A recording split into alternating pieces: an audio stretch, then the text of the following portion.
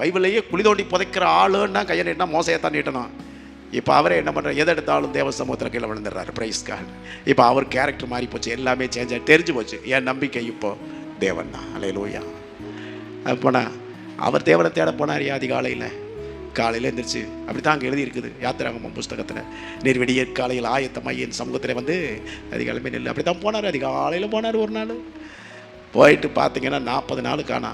அவர் 40 நாளாக தேவனோட பேசிகிட்டு இருக்கிறார். இந்த ஜனங்களுக்கெல்லாம் என்ன இது வரைக்கும் ப்ரேயர் பண்ணலாம்ப்பா, என்னப்பா ஜெபம். மோசே போனார். இல்லை நான் சொல்கிறேன், நிறைய பேருக்கு பேச்சுங்க. மோசே போனார், திரும்பி வரல.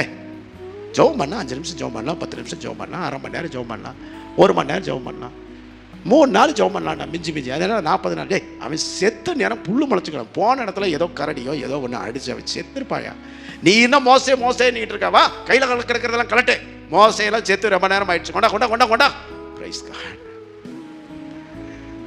தேவ சமூகத்தை தேடுகிற மனுஷனை சாகிறதுக்காக தேவன் அழைக்கலை, சாதிக்கிறதுக்காக தேவன் அழைச்சிருக்கிறார்.